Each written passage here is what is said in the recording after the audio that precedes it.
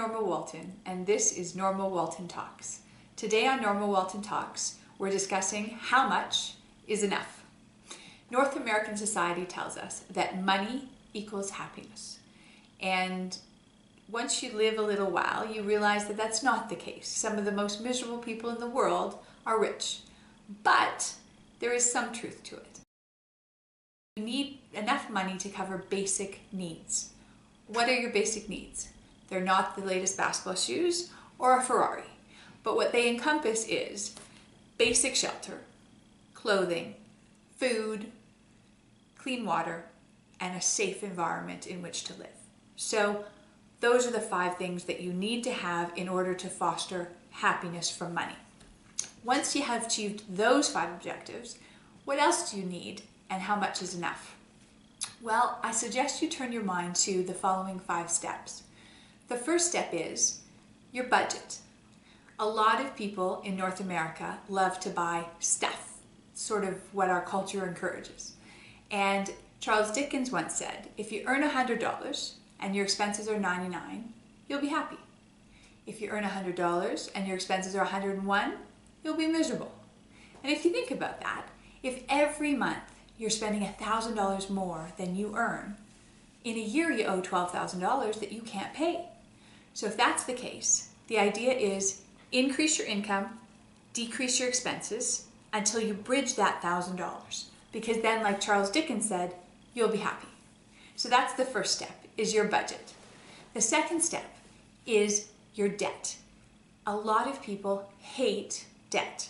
So my girlfriend and I were just chatting about someone we know who can't stand debt. She has a minor mortgage on her house and she's desperate to pay it off, and it keeps her up at night because there's a mortgage there.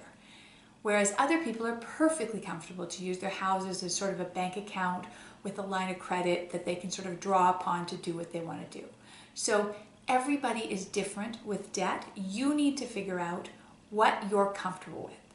So obviously credit card debt is not smart if you carry a balance, but a car loan might be smart for you. Our grandparents used to save for vacations, they used to save for their cars, they used to save for any expenditure of any size, and they used to desperately pay off their mortgage as quickly as they could. Our generation is much more lax with money, but everybody's very different. So figure out what your comfort level is with debt and try to get to that point. So that's step number 2 once you've covered your basic needs. Step number 3 is you need an emergency fund. What happens if your child gets sick and you need to take a leave of absence from work for 6 months? What happens if you lose your job? What happens if there's an expenditure that has to be made, maybe a legal expense that you have to fund?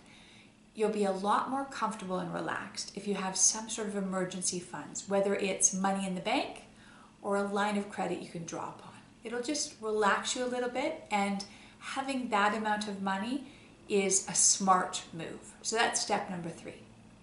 Step number 4 is your retirement. Our banks in Canada love to talk to us about our retirement because very few people nowadays have a fixed pension. If you're a teacher, if you're a firefighter, if you're a police officer, if you're a government employee, if you have some sort of union, you're among the fortunate few that have a pension plan. But most of us don't, and all we have is old age security and potentially CPP. So if that's you, you need to think about where the balance of your income is going to come from when you retire. I've done a previous program about rental income, funding a comfortable retirement. The banks generally suggest RSPs and stocks and GICs and bonds and a combination of things. It's important, no matter what your preferences are or your inclinations are for retirement, that you think about it and come up with a plan. So that's step number 4 in determining how much money is enough. Step number 5 is who would be impacted if something happened to you yesterday. So if you were hit by a bus yesterday, who are your dependents? Who are the people who will be financially poorer off because you're not there? And an insurance policy is what you typically need for them if you don't have enough savings and assets. If you think about children, I have 4 children and a husband.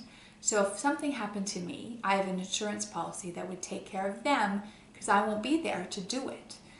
That's the sort of thing you want to think about in step number 5. So those are my 5 steps to determining how much is enough once you cover your basic needs. This is Norma Walton Talks. I would love it if you would talk back.